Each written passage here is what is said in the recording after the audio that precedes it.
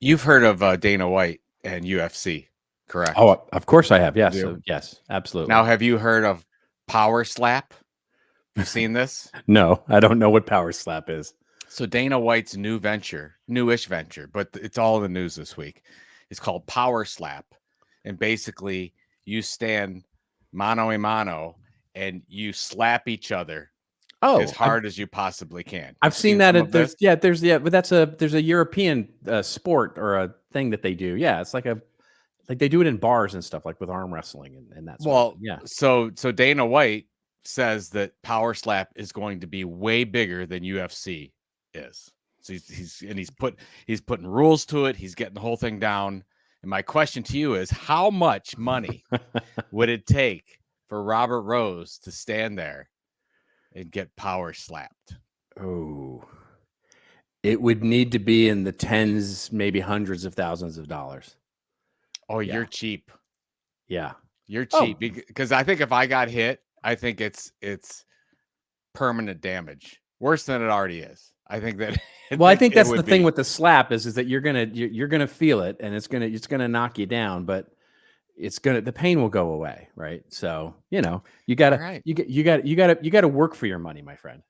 Okay, you heard that, folks. We're gonna do a Kickstarter campaign to try to get Robert Rose to stand there and take. And it sounds like six figures would do it. Six figures would do it, folks. Six figures are gonna do it. Let's make it happen.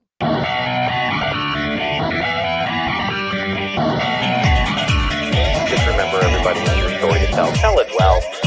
Let this old marketing move. And now, for your listening pleasure, here's Pulizzi and Rose, covering the week of media, marketing, and digital content news. This old marketing. Take it away, boys.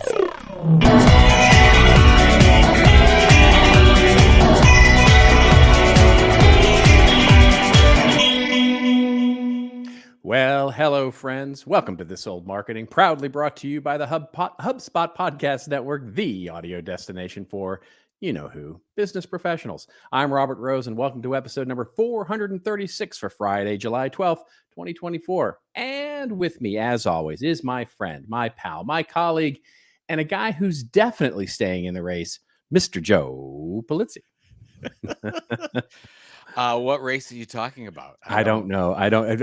Apparently, there's some scuttlebutt in the news around somebody maybe not being quite up to the race. So. I had a good friend of mine send me an email who listens to our podcast, so that tells you a lot. Yeah, said loved the shorter podcast. Hate last the politics, week. Right? Yeah. I said please leave out the politics. Yeah, fine. So the next 10 minutes are going to be dedicated to politics. There you go. No, it's if I have to say anything about the whole thing, it really it gives my mom something to do because she's very excited. I'm serious. That's very good. She's very excited in the morning and to see what's happening in the race. Yeah. Are you keeping tabs on what's going on with the race? Very, very important to do this. Yeah. So, okay. Thanks, Mom. Love you. Please don't watch too much of the same station. Yeah. My regular. All right. So mix it up a little bit. Here's the only thing I can think of. The only thing, and this is not politics. This is just coming at this from a pure marketing standpoint. It's very hard to believe because I saw the Jon Stewart thing. I didn't see it. He really is annoyed. And George, I read the George Clooney op-ed. I have heard the senators talk. The only thing I can think of is that, because it's just, it's get your shit together, right? So that it's like figure this out, right? Because this is just, anyway, there's that whole side of it. But part of me goes, could this be being done on purpose? And I thought about that. Yeah. This week, actually, because it keeps him in the news and keeps Trump out of the news. And in a world where, because his numbers aren't hurting, his numbers aren't changing, basically. There's a big scuttlebutt and it's all the news and it's all frothy, but his numbers actually aren't changing. And that, I don't know. That could be way too, tinfoil hat time, but that's That's the only thing I can think of. Well, that would I think we talked about this a little bit last week. That would be the smartest move, where you get the momentum going in. You get your 4 to 8 week bump, and then maybe you just have the election. I mean, they could have a lot of drama going right into election day, and it may work. I don't know. I just think the whole thing just frustrates me. So, yeah, it's very frustrating. It's very, very frustrating. But from a marketing, so think about if you were running an event. If you announce a new headliner like 8 weeks before the event, it's wonderful. Everybody's talking about it, whatever. But does it really make a difference on ticket sales? Right? Probably No, not. it doesn't. Probably not. Yeah. So take that for what it's worth. Yep. If people are going to come, and they're going to come. My week has been lovely. It was a great time away. I had a lovely time getting away from screens, and we went to the beach. We got away from things. It was I didn't have a keyboard in front of me. I didn't have screens in front of me, other than watching movies and stuff. And so it was lovely. Yeah, the beach was fantastic. How about you? Oh, we had a great 4th. We had almost everybody made it this year, which is great. Sometimes a lot of people are out of town for 4th of July, but we had everybody over. It's funny because we've been doing this for well over a decade now, and all the kids are grown. But my wife does a find the Skittle competition every year with all the kids. So the kids now, who used to be between the ages of like 3 and 10, are now between the ages of 14 and 23 or something. Right. But they're all the kids, right? Yeah. Yeah. So they all stand around the table, and every year they do a thing where they'll put a Skittle on a plate and everybody sees it, and then they have to turn around, and then everybody puts whipped cream. Somebody, one of the volunteers, puts whipped cream over the Skittle, and then you say go, and everybody, the first one to stick their head in the plate of whipped cream and find the Skittle wins. Makes sense. Well, does it? I mean, is it like do they bonk heads because of how fast? No. They're all like, it's a big table, and they're all around the table, and it's fine. So they don't bonk heads or anything. I got plenty of room, and they go and they have to go through all the whipped cream at the same time. I see. And whoever gets the Skittle in their mouth after licking the whipped cream off wins, right? So this is a thing, and we've done this every year. So this is the best. So this year, they put the Skittles on the plate. Did you win? I don't play this. This is all the kids. No, they put the Skittles on the plate, and then they had them turn around to normally then put the whipped cream on top of the Skittle. Yeah. But this year they removed the Skittles. Oh, so nobody had a Skittle. It's a Kobayashi Maru is what it is. It's a Kobayashi Maru Skittle challenge. Great. Yeah. It was so great. There were a few kids that were like, "Oh my God, that's the greatest prank ever." And there were a couple kids that were like ready to throw down. Like, yeah, exactly. I went this whole thing. I went to town on this plate, and there's no Skittle. And you should have just told them it's not about the win. It's about how we deal with failure. That is the lesson of the Kobayashi Maru. Let's put it this way: a few of them don't deal with failure very well. I can imagine. Yeah, especially those that might not like whipped cream. I mean, for me, it would have been like, I don't care. I got some whipped cream. It's awesome.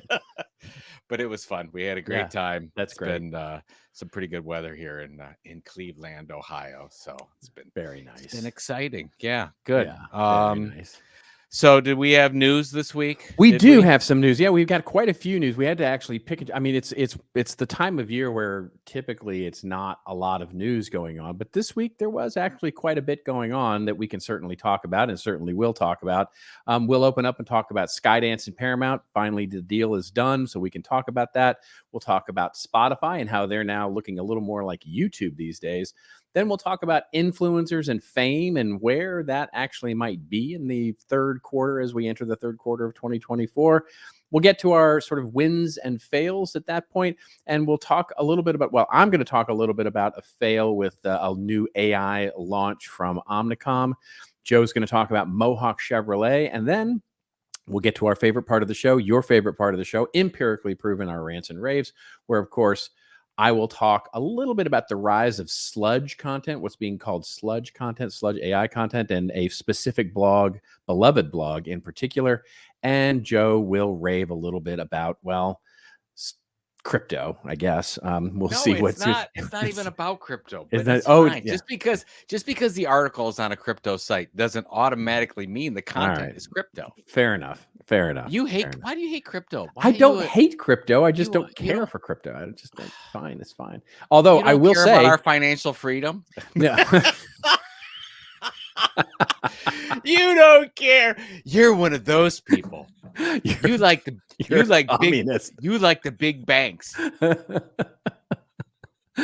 Oh yes, I am. I am the Bernie Sanders of Yeah. You're the spokesperson for big financial. There it is. Out There it is. Okay. something Well, like that. on that fun note, we're keeping the politics out of this, and we're moving right to our first story, which of course is coming to us courtesy of Ad Age.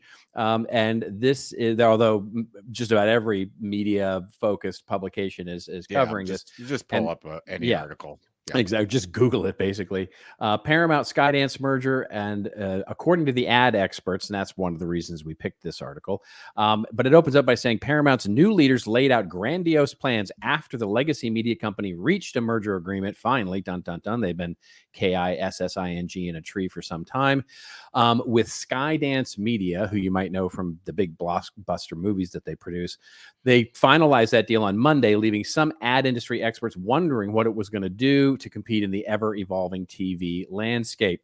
David Ellison, the new Skydance founder and sort of new big head at Paramount, says is becoming a media and technology enterprise. It aims to expand major franchises such as Top Gun, rebuild Paramount's technology stack, double down on NFL and kids programming, revitalize cable brands, including MTV and Comedy Central, and develop a video game practice and potentially explore getting into the theme park arena.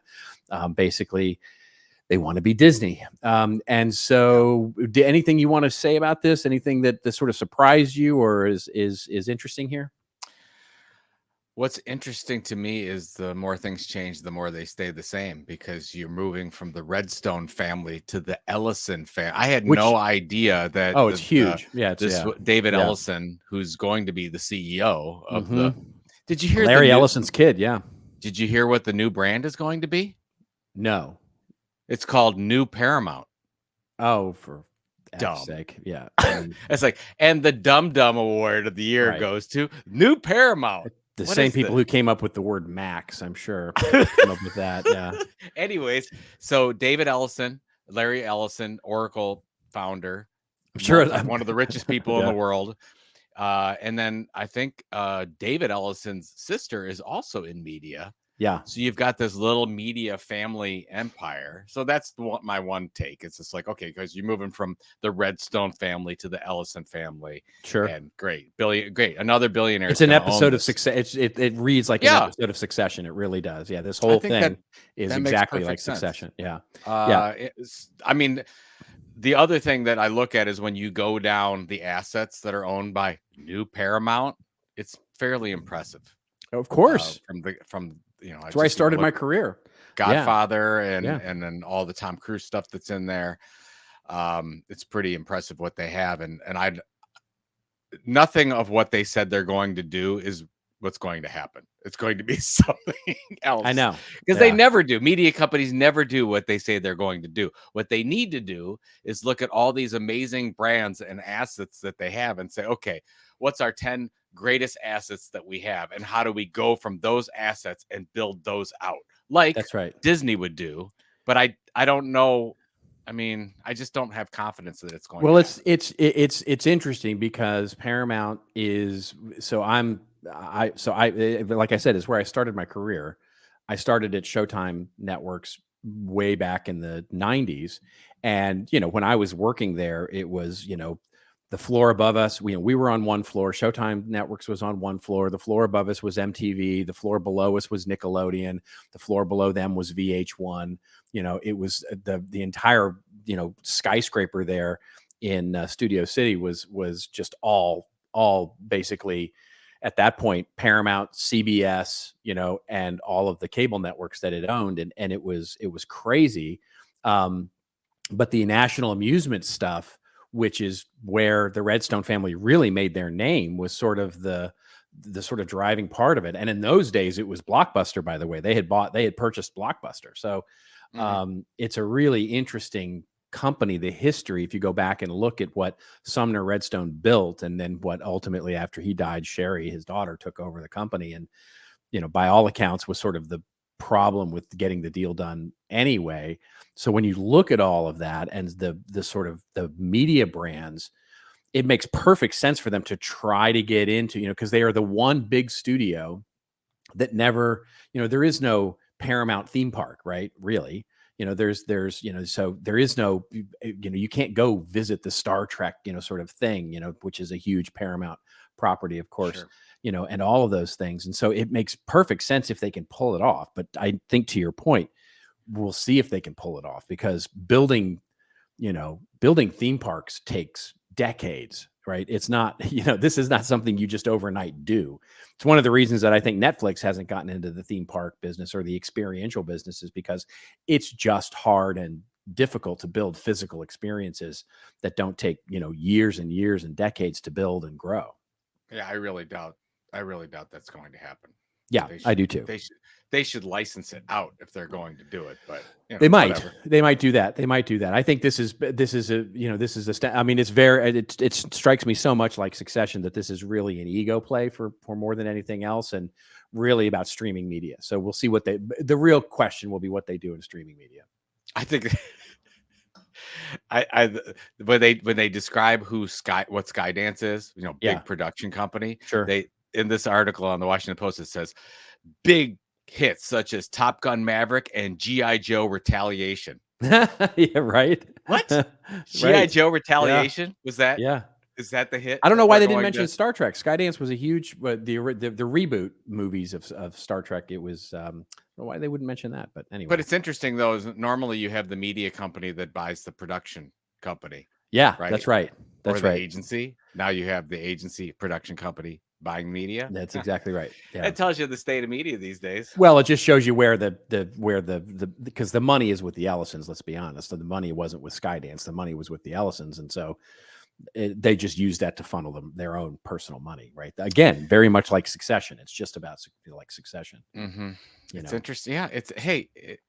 This is not a good trend when you see now you've got Ellison over here. You've got Elon Musk with Twitter X. You've got Bezos. It's the same as it's always been. It's the same same as it's been for 25 years. It's the robber barons. Yeah, billionaire's going to billionaire, right? I mean, that's what it is. So I worry. I'm actually heartened by the fact that the deal got done, because as a Star Trek fan, I am hopeful that they will continue that series and put more money into it, because it is one of their biggest franchises. So I'm hopeful. Big opportunity. Yeah, absolutely. Yeah, exactly. Good point. Got it. Speaking of big opportunities, our next story that we'll cover really quickly here in the big story categories, breaking news here at This Old Marketing.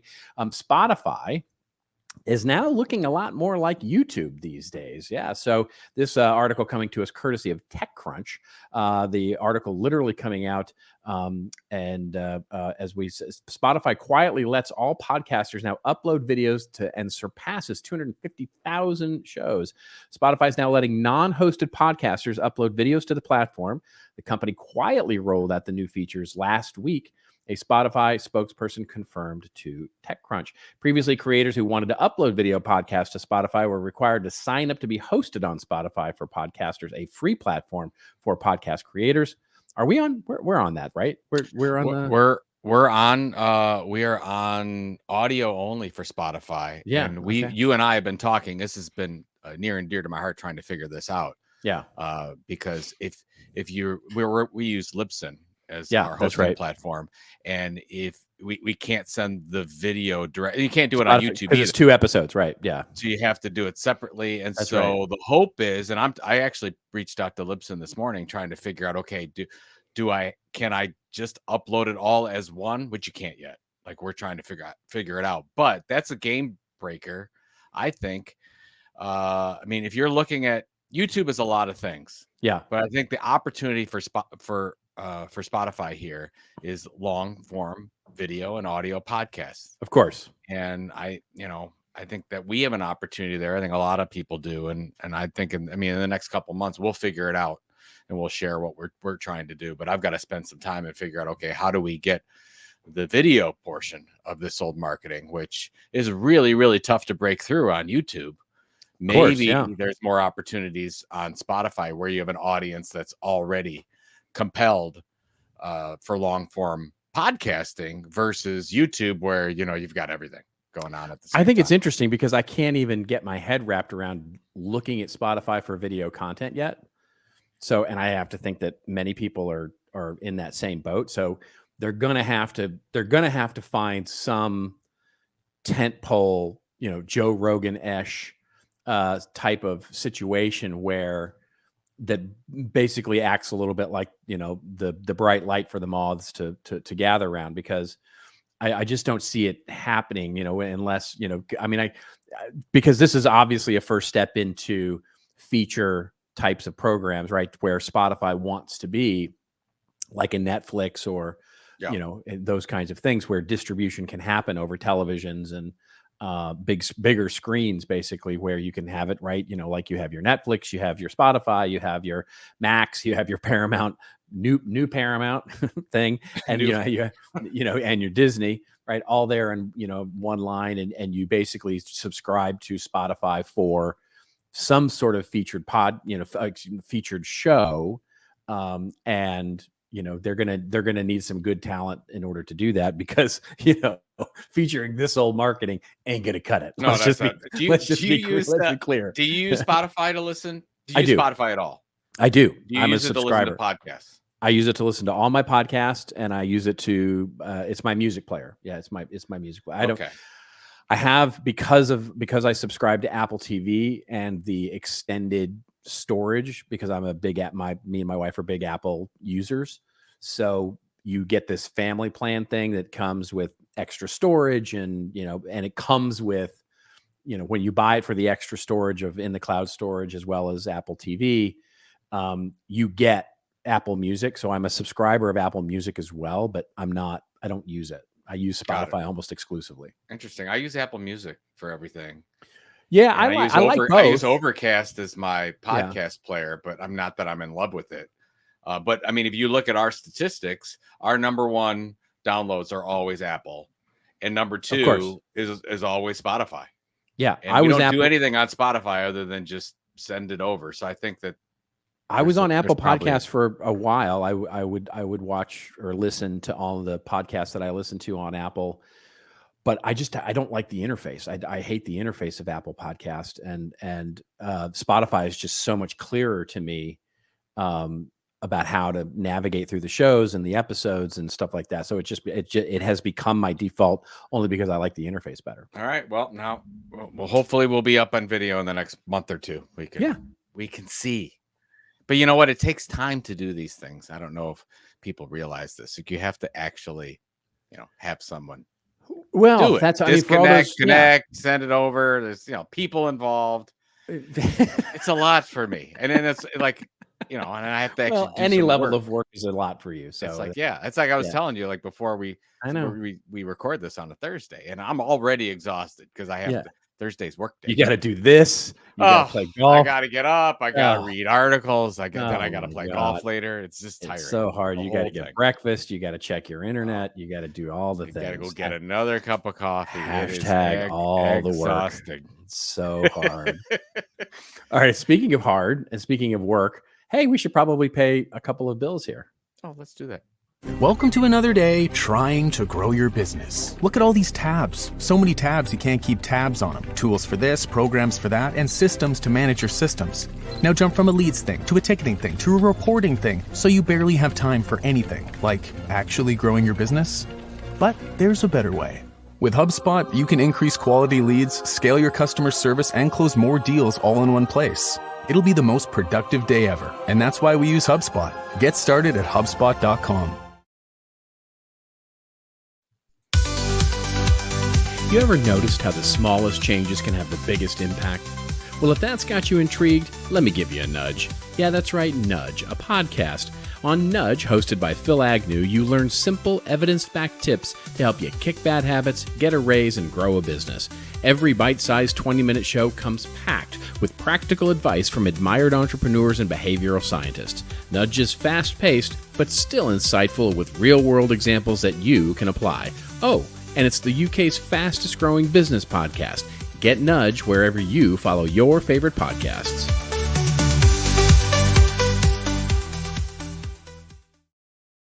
In that first ad for people that watch on YouTube for HubSpot, what are they yelling at? The one guy's yelling at the other guy sitting there. That's right. What's the conversation going on so- there? I think that I think it's FanDuel. I think it FanDuel. I think it's something with online gambling. That's what I think. You think so?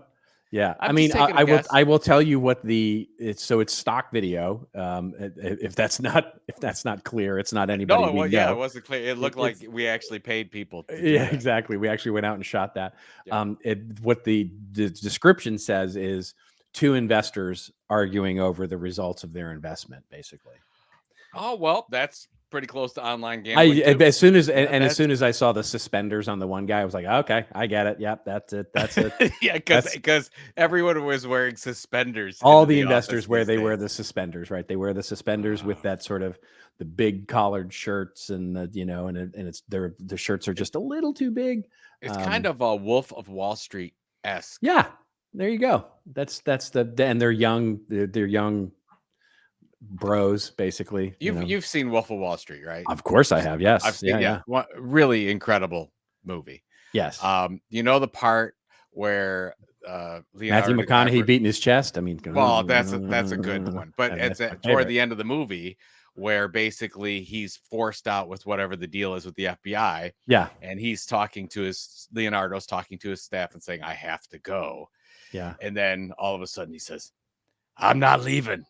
I'm not leaving. You know that part? Says, I'm not going anywhere. Right. That's exactly what I pictured with Joe Biden.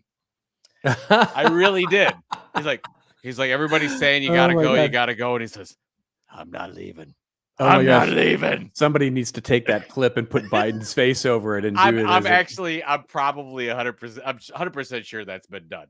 Because that is just. I'll bet you it hasn't. I'll bet you've thought of it first. Okay, somebody can go do that. And you got a guy. You got a guy who can do that. JK, I'm thinking about you. Here we go. All right, JK, go ahead. Take that. Put Biden's, and then it'll go viral, and then I don't know. We'll take credit for it. We'll take. I credit don't know. For it. It just goes viral. There it is. Yeah. I did a speech the other day. We were talking about the Haktua girl. Yeah, that's right. And I was talking about the glorious nature of social media. And I said, does everybody know who this is? And everybody in the room did. Yeah. And then I said, did you know she's getting 5-figure deals to show up to places now? Did you see the video where she's celebrated her 1,000,000th follower? No, I did not see that. Oh, there's a huge video that's going around right now on TikTok. That's I think it's on YouTube as well, where it's showing her she's celebrating her 1,000,000 followers, and there's like a parade, and there's like hundreds of people there, and they're drinking and they're having fun, and she's crying because she's so happy. It's very surreal. I'm under the assumption that there are agency and publicist professionals out there that they see this 15 minutes of fame circling around. Because obviously she didn't have representation. She didn't really have 100%. Any social media going on. And now magically, here we go.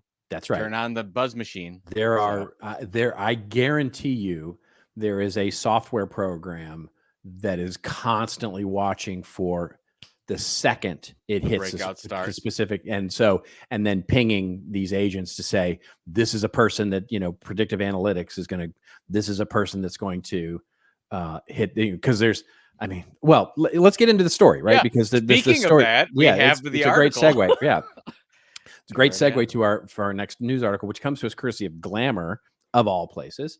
And the headline here is that influencers aren't getting famous like they used to. We're going to test that theory here. Basically, it's the article opens up by saying, quick, name a famous influencer, someone who has really broken out of the whole internet label to become known in the mainstream. What influencers come to mind?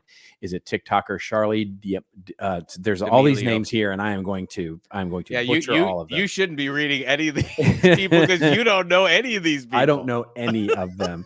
Charlie D'Amelio or her sister Dixie, Addison Rae, Tinks, or Alex Earl, or maybe a YouTuber like Emma Chamberlain, Nikki Tutorials, Jackie Aina, James Charles, or Mr. Beast. Yeah, there's one I know. There you go. An Instagram fashion girly like Amy Song, or workout queen Kayla Itsines. No matter who you think of, they likely have this in common. They didn't blow up in the last year or even the year before that. We are in a drought of famous influencers, and it may be here to stay. People just aren't breaking through online the way they used to, becoming household names and garnering real mainstream fame. And the article goes on to sort of talk about, how it used to happen, and then talks a little bit about what's going on right now. So just continuing our conversation from just a few seconds ago, what do you think about all this? And is that true? And is there anything here to learn? I think that in the beginning, so I think the article's trying to say that mainstream media is not picking up on these influencers and making them even bigger but I don't think that's the point. I think that initially it was news. Oh my God, this person on TikTok, this person on Instagram, they picked it up, and then media took it the rest of the way. That's not happening because it's not news anymore. It happens every day. Right. It's happening That's all right. the time. We just talked about the woman. I should really know what the woman's name is. That is the Haktua girl. I don't know what her name is. I'm sorry. I'm going to look it up so that I can Doesn't actually matter. It's say. talk to a girl. I mean, Well, and then I don't that's even the know what point. the hey. I don't know what the hey brother. I don't know Tuesday. I don't know him either. Oh, that's but Sketch. Sketch. Thank you. Yeah. I just forgot. Yeah. it's all right. Who Sketch got in trouble, by the way, this last week as well for. Yeah, there's a whole thing about no, Sketch. you can say what it is. I think it's okay. You could say it. He got quote unquote caught. I don't know that He caught didn't is get the caught right because word. he got found out. He got found out, I guess, that he had an OnlyFans that was sexually explicit, I guess. I didn't see the video of any of it, but then he sort of mea culpa'd the whole thing, and basically his audience was like, "No, we love you anyway." So yeah, it's like yeah, I did. Okay, whatever. So, so there's that. It's not news anymore. I think the second thing is that there are influencers. The media, it's so disintermediated today. And maybe really, that's the word. yes, yeah. Where our news pockets are happening all over the place, and we're not picking up on the one big thing anymore because your news is different than my news is different than my mom's news is different than my wife's news. Everybody's Correct. getting a different feed of stuff, so each influencer is a little bit different. Now, some of that, like Sketch, rises above and everyone gets a whiff of it because it's just everywhere at one time. But there are content creators and influencers in all these markets that we're all finding. I don't think it's an issue. I think it's just that it's a yawner for media because you're not going to cover everyone that gets 1 million Instagram subscribers. Because it happens every day now. Well, it's a nostalgia, right? It's a nostalgia that we have for old, quote unquote, old media, mainstream media, what we would call, right? So in the old days, you would have a Justin Bieber or a Bo Burnham who is discovered through their work on social media and then is, quote unquote, elevated to the mainstream media of television, film, music, concerts, live, and sort of feature films and all of that. And you would have that sort of, the Kardashians are sort of the quintessential, idea there. Now they don't have to, right? In other words, the media is the social media. And so you've got, a Mr. Beast who doesn't need television, doesn't need to have a feature film. He can make a living and make a very good living just being a YouTube star. And so when you talk about, and then you combine that with the rapidity at which the internet stops caring now, right? So in the old days, the article is right in pointing out that, well, those people broke through and they were kind of the, forgive the term, but the cream of the crop, as it were, and sort of stayed at the top. Well, now you've got people like the Haktua girl or the Chick-fil-A girl, or, there's one going viral right now on TikTok, the white tube top girl. They're going viral for really such small and meme-like Really reasons that they peak very quickly and get forgotten very quickly. And so that's the new reality, is that it's not that there are not stars breaking out every single day. It's that they're not sticking around because the reasons for them going viral isn't like some of the previous situations where they would have lasting value, like a Justin Bieber or a Bo Burnham and those sorts of things, because they're not, they're just going viral for virality's sake, not necessarily because they have any staying power.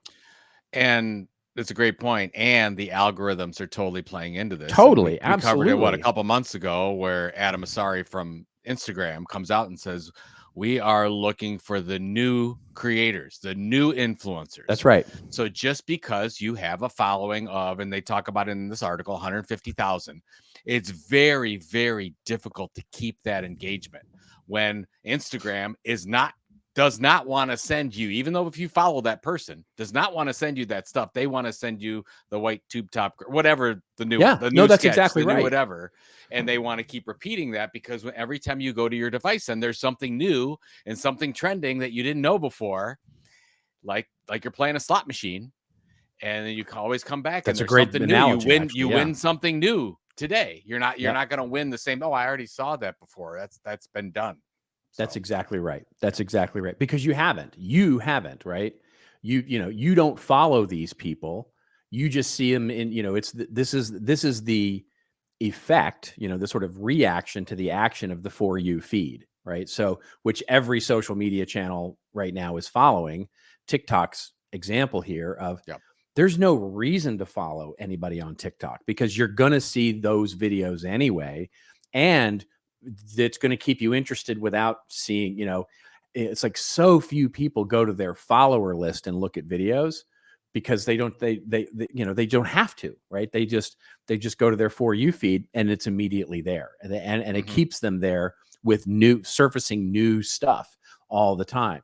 And so as we talked about at CEX, where we were having our discussion, our live discussion about this, it changes the way that influencers create content, where you have to set context every single time, right? Because, so Sketch has to introduce himself every single time now in some short way, because it's going to be people who discover him. It's like, oh, that's Sketch, right? He can't assume that it's his audience who knows him and knows what he does. He has to sort of be more of him in every video, because it's always going to be a new audience that he's engaging with. What's interesting is, and Joe Rogan's done this forever. Whenever Joe Rogan does small clips, he always, in the beginning, it's always the monkey sound and the Joe Rogan logo, Rogan podcast, and then goes into whatever, either the shot of the guest or, so immediately. Now, he's the only one that really does that, but it seems to work for him. No, the Kelsey brothers do it as well. Oh, do they do it as well on their shorts? They do it as well. All their shorts basically start with the dun, dun, dun, dun, dun, and then it basically has their logo up with whoever sponsors their video. They do a nice job of putting the sponsor in there, and then they go right into the short. Yeah. Maybe we should do one. Like, is this all you have to do with your time? Do you not have better things to do?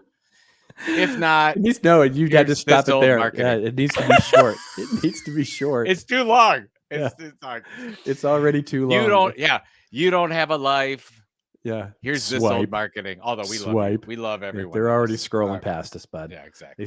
They see our ugly mugs and they're already swiping up. They're already swiping up. Come on. Nobody wants this. Swipeup.com. Somebody go get that. All right. Let's get to our next story here. And it's Don't Call It a Comeback. There's our Gen X reference for the show. For those of you who love a little LL. And this is Businessweek. The actual article is coming from us from a thing called the Press Gazette in the UK. And it's the future of media, it says, is the Press Gazette. And the headline is Businessweek editor predicts print comeback as 120-page monthly edition is launched. This is going to make Joe very happy. Oh, I'm so excited. Basically, the article opens up by saying editor of Businessweek Brad Stone said he believes print journalism could make a comeback as the 95-year-old title moved from weekly to monthly circulation this week. The July edition of the U.S.-based title runs 120 pages and includes an investigation into Indonesian nickel mines and an exclusive interview with the world's third richest man, LVMH chairman Bernard Arnault. The title claims a circulation of 220,000 in print and across Bloomberg terminals, the Bloomberg app, and Apple Plus News. That was the way they worded that, was very, very careful, because it didn't say it was 220,000 in print. It basically they're said not sending to all those people. They're not sending 220,000 magazines out every month. I guarantee you that. Okay. How many are they sending? That's what I want to know. How many? Yeah. Well, how many print, right?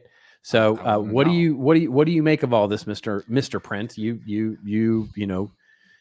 You're all over this, I assume. I did a presentation 2 days ago for the Council of State Restaurant Associations, which a great group of people. Yeah. And my last content marketing innovation, I always laugh. I'm like, and now I know it's like, seems like old media, but again, huge opportunity with people that don't want to be on a device and want to read long form content, long form journalism, compelling stories that is just very difficult to read. I think there's an opportunity there. We've seen the stats. People still are engaging in print publications across the board, even younger audiences. Yep. Gasp. And there is a movement with a lot of people that to just get off their devices and to get out of the way of some kind of screen and to engage in content that's in book format or print magazine format, whatever. So all that said, this does not surprise me at all. It's interesting that weekly does not seem like a profitable way to publish a print magazine.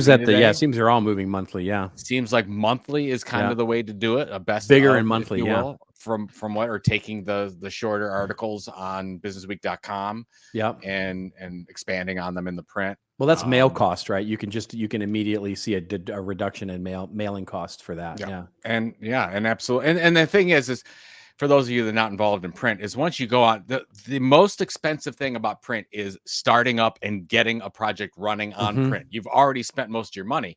Just to keep the thing running, every time you run it a little bit longer, it gets cheaper per piece. Exactly. So this kind of thing makes sense if they're doing 120 or whatever. And I don't know how many they're running.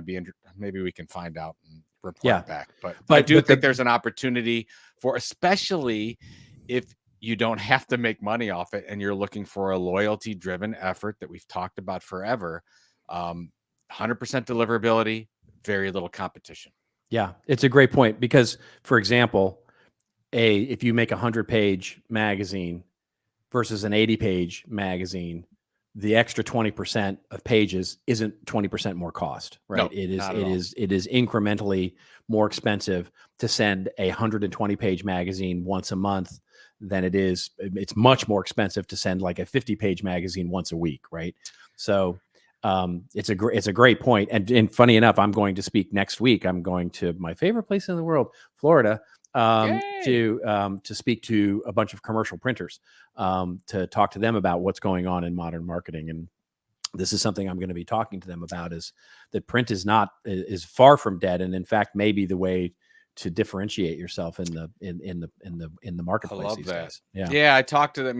There was some conversation about the cost and how do you fund a project like this, because they're all associations, so they don't have a lot of money. They're trying to figure it out, right? And I said, you have 5 to 10 big supporters of what you do. They're software companies. They're larger companies that have some kind of a budget. Put a consortium together of 4 to 5 of those companies, give them all 20% of the inventory for advertising, say that they support at the beginning, proudly brought to you by whatever, and get it funded. Just get it funded to get it out there and to cover your costs. And then once you do that for a year, then you can figure out where you're going. But that's the opportunity where maybe for the first time in a long time, you can go to an advertiser or a supporter or a sponsor and say, we're trying to do something different. What do you think about this in print? And they're like I said, some of the people that you're going to talk to about this have never advertised in a print. Like, they've never been a part of a print project before. It's new and different to them, even though that we've been around forever and been doing it. So it's interesting. Yeah, it can be an extraordinarily viable content marketing platform, as well as just a product, right? I just had, do you remember Pilar Gerasimo from Lifetime Fitness and Experience Life magazine? Sure. Pilar's amazing. She's just an amazing person. And she's no longer with Lifetime Fitness or Experience Life magazine. But she basically built that thing to, I mean, they built a subscription, it was a content marketing play, right? For Lifetime Fitness, the gym. And they built it up to this beautiful subscription magazine where it was making money and still is to this day, one of their, premier, it's both a content marketing platform as well as a moneymaker for the organization and a loyalty play basically for those who maintain gym memberships. And it's still a great platform, now 10 years to 12 years later. So it's a great example of print magazines really working as a content marketing platform. Lego magazine, Red Bulletin from Red Bull, CDW's magazine. I mean, Four Seasons is a great magazine. Yeah. Do all it. Good. Just do it. Just do it. I need more I need more print case studies. There it is. Yeah. Let's go. Yeah. There you go. All right. Let's move on to now our wins and fails, successes, losses, big wins, big fails, where we talk about something in marketing over the last week that Joe and I have seen to be just a really great win or making us feel like we're Biden in the middle of the office going, I'm staying in. I'm not leaving. I'm not leaving. All right. Do you want to go first or shall I go first? I'll go first. Okay. So our good friend, AJ Hausman, sent me this case study. And this is a TikTok channel from Mohawk Chevrolet in New York. Did it get you to actually get on TikTok? I mean, yes, I had to check. This is news in and of itself. This is big news because I'm like, oh, it's on TikTok, but I got to go check it out. So we'll put the TikTok channel in the show notes. I'm not going to go through it here. Yeah. But what they've done is, so it's a dealership, a car dealership. And instead of the office, their whole TikTok channel is the dealership. And they've been doing this for a long time. And they have a woman that sort of plays the Michael Scott role. Okay. And it's fantastic. And it's interesting to see how long it took, because if you go back to the early stages when they were just getting started, they get 10 views, 30 views, 100 views. Well, now all their views are in the hundreds of thousands, if not millions. Okay. For a car dealership in New York. Yeah. And I guess the point of this is, consistency over time. And what I love about it is they created a show.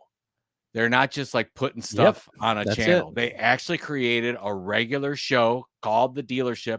They're 2 to 2.5 minutes long that they do them. They're extremely funny. They use all the people that are real employees at Mohawk Chevrolet.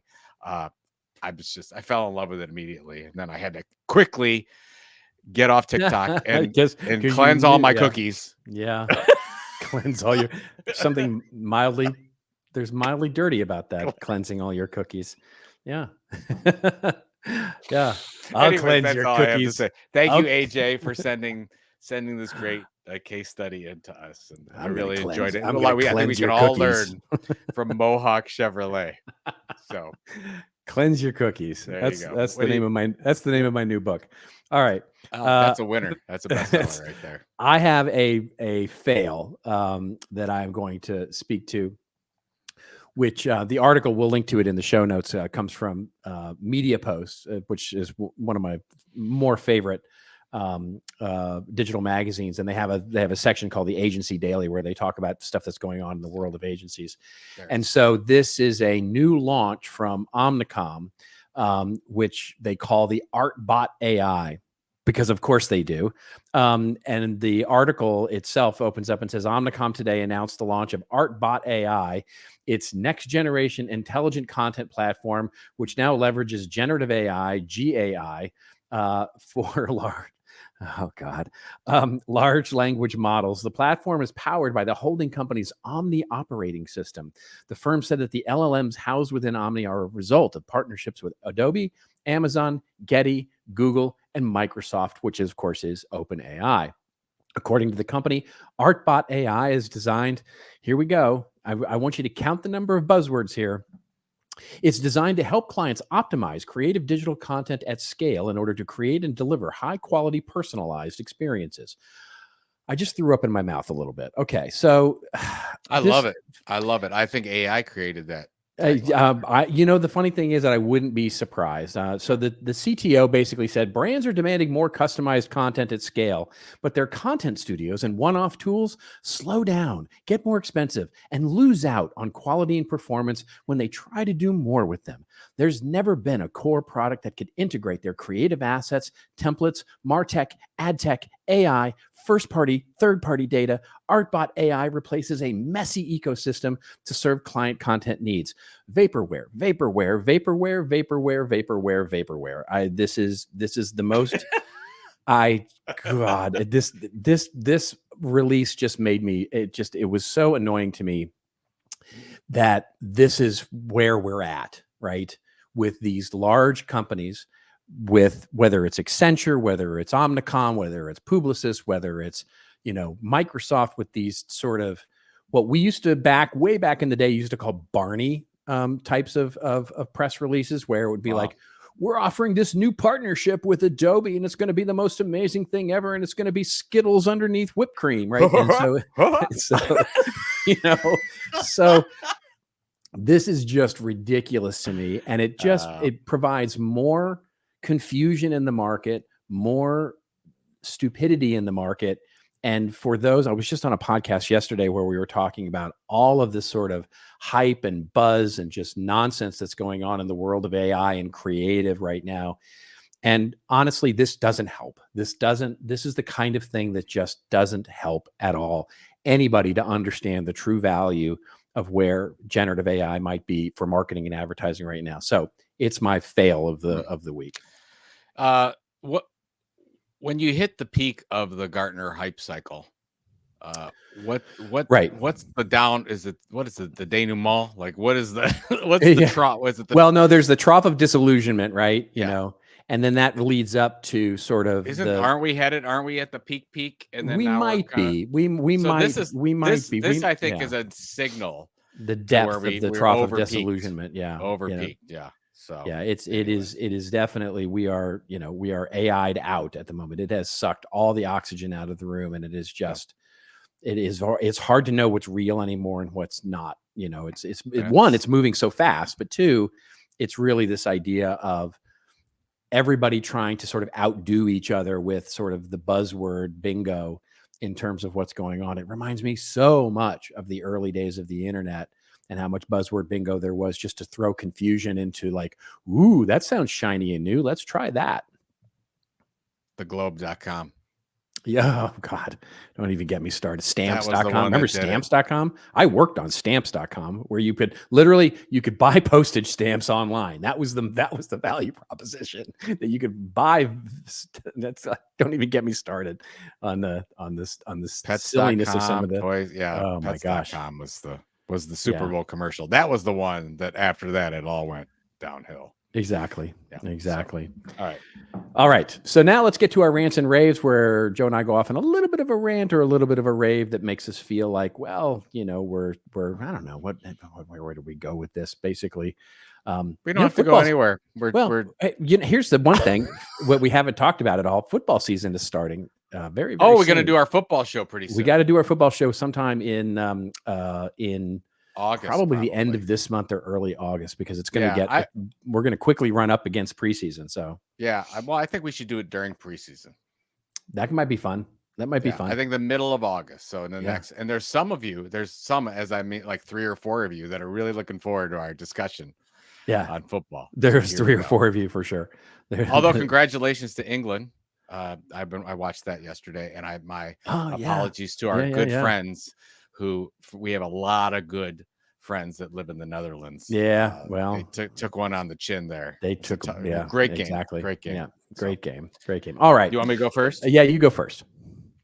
So let me bring this up so everyone can see it, because I just love the picture of Donald Trump. There it on is. This one. Doing the duck so face. this is a CoinDesk.com article. So one of those crypto publications. One of those crypto publications. Yes. So this is just announced as breaking news almost.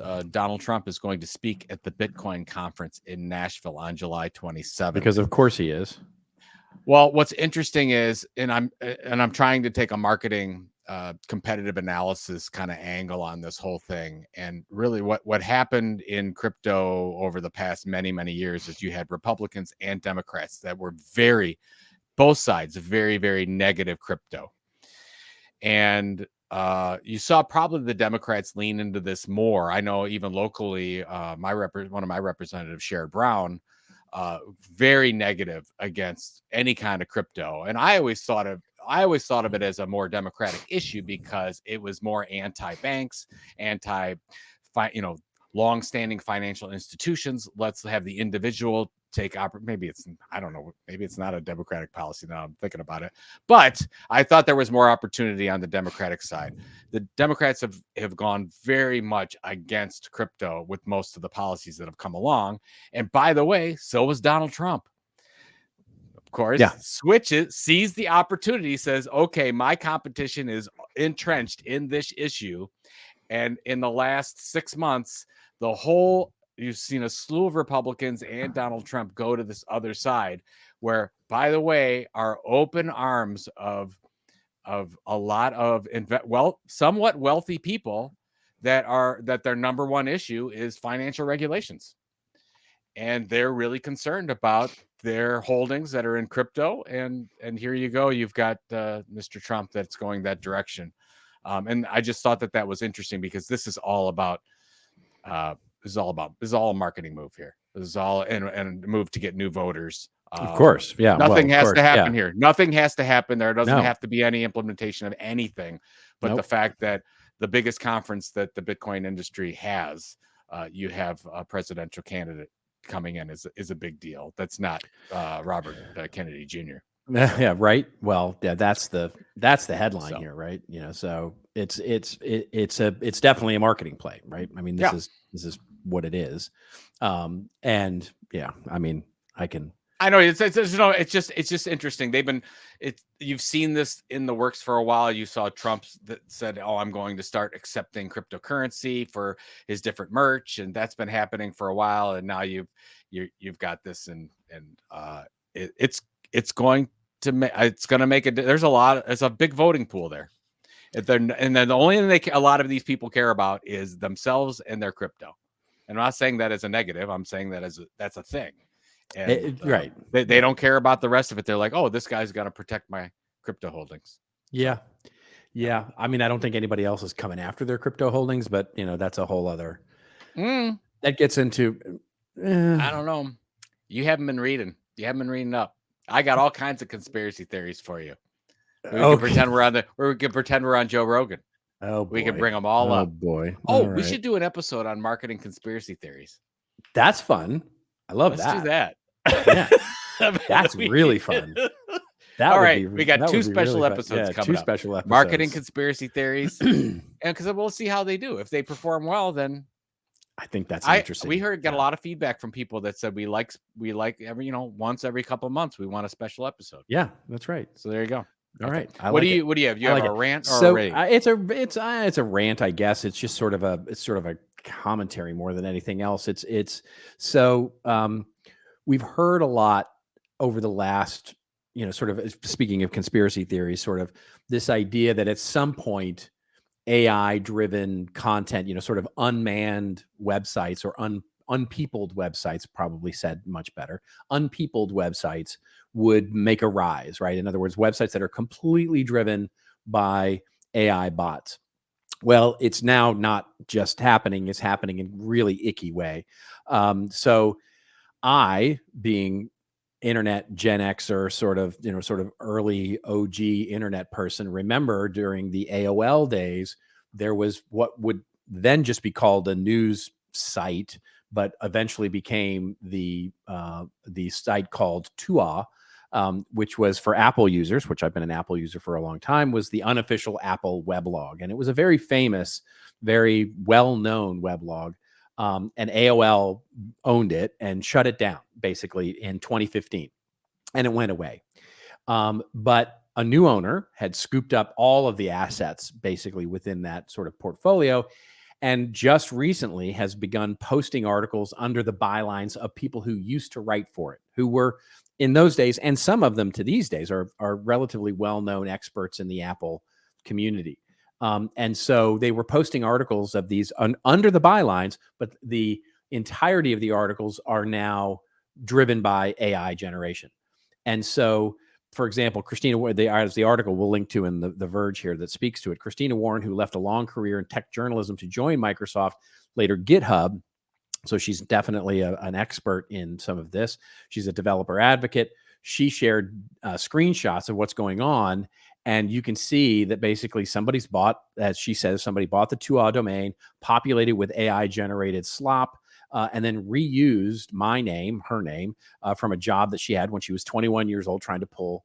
And they're trying to basically pull this SEO scam together, which is getting all this sort of content around what they're doing there to rank and to get, popular and to drive, of course, ad and eyeballs and attention and revenue.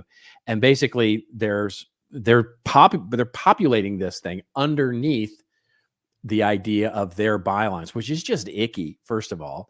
Second of all, the fact that it's completely AI generated is also icky. And the motivation behind it is also icky. And the fact that it's sort of leveraging an old and beloved brand is right, the whipped cream on top of the Skittle ickiness. It's all of it is just really icky to me. And I think it's a sign of things to come. I think we're going to start to see more and more of this to our earlier discussion of how we reached peak trough of disillusionment yet with AI. This is just yet another more prominent, if you will, example of what's going on here in the world of AI and news and automation when it comes to news and thought leadership and content driven by journalism. And boy, do I think there's a reaction coming here for what's ultimately going to bubble up here as we start seeing more and more and more and more of this. So yeah, it's kind of sad. I hope that it's a one-off, but I fear, to your point, that it's not. Yeah. But speaking of that kind of thing where it's like, oh, take your content and AI will make your stories better. So my prediction is you have a lot of the events in the next 6 months, like the marketing events and things like that, are going to have a lot of those kinds of vendors for the next 6 to 9 months. And then you're going to see it dry up really, really quickly. Like we saw. Sure. There will be a consolidation of the market. Yeah, for sure. Yeah. It seems like every other day there's somebody coming out with something where, hey, input your video, do this, whatever, and you can have compelling stories with AI. That is really everywhere right now. It's kind of, that's right. That's kind of sad. And by the way, and then you got people like whoever did this with the Tua site going in, and it's a gold rush, right? I mean, that person almost certainly recognizes that this is a temporary thing, that it will work for a period of time and then just not work anymore. And then, and then they're on to the next thing. Right. So it's a easy to do test, easy to do experiment, icky as it may be. And it will probably prove profitable for this person in the short term, which is just annoying. Yeah. It's time to we got to find a piece of land for the bunker. Right, exactly.